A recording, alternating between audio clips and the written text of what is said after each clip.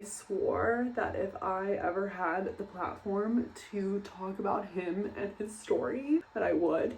Hi guys, hopefully you're ready to chit chat. Today's Let's Talk About It is probably going to be the hardest one for me to film, but I can prevent someone from having to deal with the same thing. So if you haven't watched my other videos, I was born in South Africa and I moved to Calabasas, California when I was 6 years old with my family. My dad a year later surprised me and my siblings with a new puppy, a Shih Tzu, and we named him Bentley. I will attach pictures. To put it simply, Bentley was my best friend. I talk about it briefly in another video, but I had a pretty rough time growing up in Calabasas. When I had no friends to play with, I'd sit in my room and I would talk with Bentley and I'd play with my toys, and he was my friend. Well, let's get into how my neighbor got involved. So Bentley was now 11 years old and he was now blind. I think it made him a little bit anxious. One day my dad went out to get the mail and I guess he thought he closed the door, and Bentley went running into the street where coincidentally one of our neighbors was riding her bike, and she stopped and she put her feet down, went to be like, oh my God, and that's when Bentley bit her. Now when I say bit, I've cut myself worse shaving my damn legs.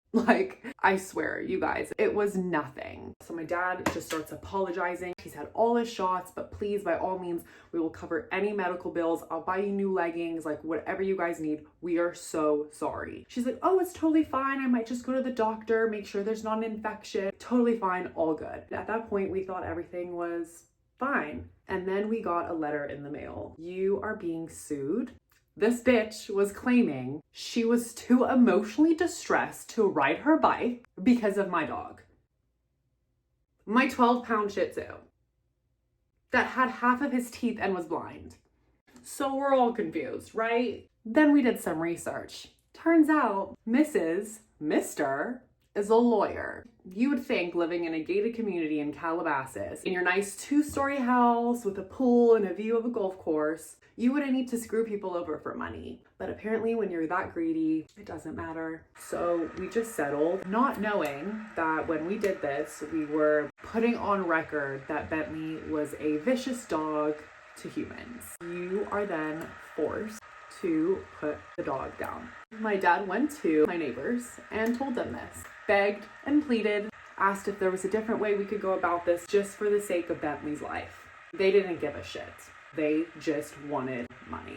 We called lawyers, we called friends, we called animal experts, trying to figure out a loophole of what we could do in order to not have to put Bentley down. After many phone calls and many tears, we finally had to accept that we had no other option but to either put Bentley down or put him in a shelter where he would be labeled as a vicious dog and probably euthanized. So on March 18th, 2022, Bentley was put down at 11 years old, 2 months before his 12th birthday. I think what made it worse is that he was perfectly healthy. There was nothing wrong with him.